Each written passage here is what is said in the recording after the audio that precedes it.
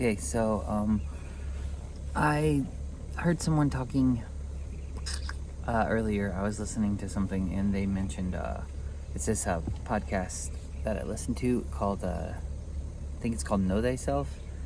And a lot of it's about alchemy. There's some astrology in there as well. They talk about a lot of different things, but they mentioned Solomon. And I hadn't heard this before, but they mentioned his name. And the guy in the podcast, he'll do a lot of these weird things with words. Sometimes we'll start like interweaving words, and I'm not sure how it all works because it seems like I'll jump from language to language. So it's interesting how he does it, but I don't know how much I normally follow it or trust it, I guess, all the time. But he did this with Solomon's name, and he said Solomon is the masculine and the feminine in unity properly, because it's the sun and the moon. And he said because Sol, like Solomon, like S-O-L, is the word for sun, and then moon, mon, is for moon. I don't know how accurate any of that is, but so at first I didn't really think much of it, but then I was thinking about it later, and there's this verse in Song of Solomon, or Song of Songs, and it's talking about the bride, the Shulamite woman, who's coming to Solomon to be unified with him. And it says, "Who is she who breaks forth as the morning, fair as the moon, clear as the sun, awesome as an army with banners?" So the reason I want to talk about all this, sorry, it sounds like I'm jumping all over the place, is I heard someone else, they were talking about Melchizedek. And always my immediate thought when I hear someone mention Melchizedek is I always think, well, that's Solomon.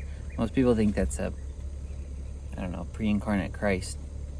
And I think that's probably right as well. I mean, that has to be right because Jesus is the king of heavenly Jerusalem. But so in the scriptures, Melchizedek, it means his name, I think it says in Hebrews, says his name means king of righteousness. Zedek, or Zedek, I think is how you say it, means righteousness in the Hebrew. And then Salem means peace. So he's Melchizedek, I think it says king of Salem, priest of Most High God. So he's both king and priest as well. So I don't think Solomon was that, but Solomon's name means peaceable. So you have Melchizedek, he's a king of righteousness, and he's king of peace, king of Salem, king of Jerusalem. So the Salem is at the end of Jerusalem, is like the city of peace. So let's see, try to think of, so the hard part is like, I guess what you want to do is you don't want to throw out the materialistic side of thinking, because the symbolic way of thinking is including both of them, both metaphorical and like the literal or physical, whatever you want to say. So you don't want to throw out the materialistic, but just set it aside for now and try to look at everything just metaphorically. So like Solomon is just a metaphor.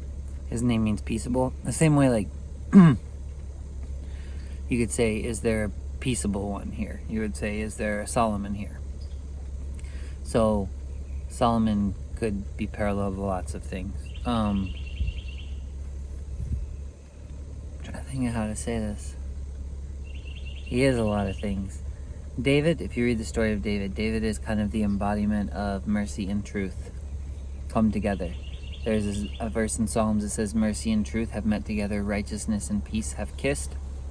David is mercy and truth embodied in a man, manifested in a man.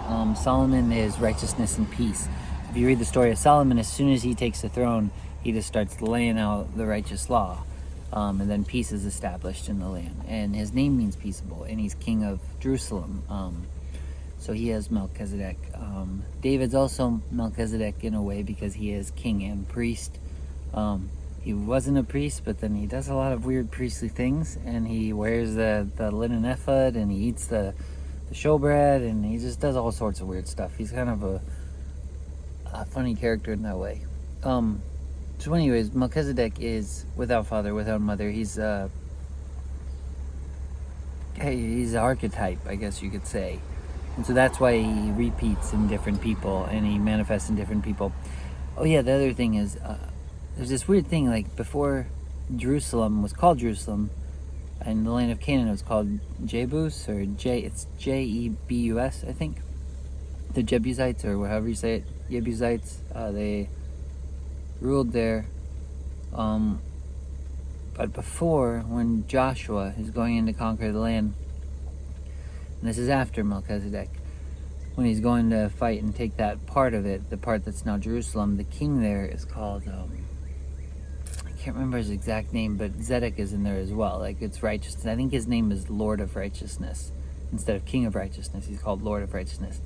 So it seems like that name, like if you kind of get that, it is about the man, but the man is the name.